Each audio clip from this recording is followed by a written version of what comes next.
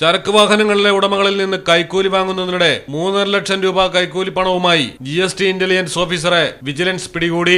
പാലക്കാട് കഞ്ചിക്കോടാണ് സംഭവം. പുതുശ്ശേരി ജവഹർ നഗർ സ്വദേശി 55 വയസ്സുള്ള സുമനാണ് പ്രതി. പാലക്കാട് GST ഓഫീസിലുള്ള വാളയാർ സ്ക്വാഡിലെ ഇന്റലിജൻസ് ഓഫീസറാണ് സുമൻ.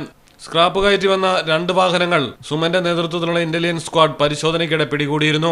അമിതഭാരം ആരോപിച്ചാണ് വാഹനങ്ങൾ കസ്റ്റഡിയിലെടുത്തത്. ഇതിന് പിഴയും ചുമത്തി. പിഴ ഒഴിവാക്കാനാണ് 4 ലക്ഷം രൂപ സുമൻ കൈക്കൂലി ആവശ്യപ്പെട്ടത്. തുടർന്ന് 3.5 ലക്ഷം രൂപയായി കുറച്ച് പറഞ്ഞുറപ്പിക്കുകയായിരുന്നു. പുതുശ്ശേരി കുരുടിക്കാട് വെച്ച് പണം വാങ്ങവെയാണ് ലോറിക്കാരുടെ വേഷത്തിലെത്തിയ വിജിലൻസ് ടീം സുമനെ വളഞ്ഞിട്ട് പിടികൂടിയത്. പണം സൂക്ഷിച്ച കാറും കസ്റ്റഡിയിലെടുത്തു. ലോറി ഉടമകളുടെയും ജീവനക്കാരുടെയും പരാതിയിലായിരുന്നു വിജിലൻസ് മിന്നൽ നീക്കം നടത്തി പ്രതിയെ കൈയോടെ പിടികൂടിയത്.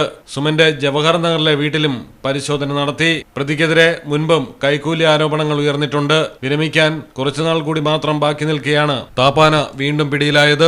മലയാളം ടെലിവിഷൻ, പാലക്കാട്. സ്വർണം വാങ്ങി, പക്ഷെ ബില്ല് വാങ്ങിയില്ല. അയ്യോ, കടക്കാരൻ പറഞ്ഞിട്ടുണ്ടാവും ബില്ല് വേണ്ട, GST ലാഭിക്കാന്നൊക്കെ. ഒരു ചെറിയ ലാഭത്തിന് വേണ്ടി എത്ര വലിയ റിസ്ക് എടുക്കുന്നത്. നാളെ ഒരു നിയമം വരും.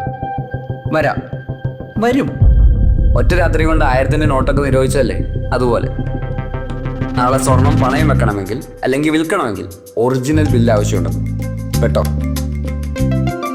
പിന്നെ സ്വർണം അണിയാൻ വേണ്ടി മാത്രമുള്ളല്ലോ, അതൊരു ഇൻവെസ്റ്റ്മെന്റ് കൂടല്ലേ.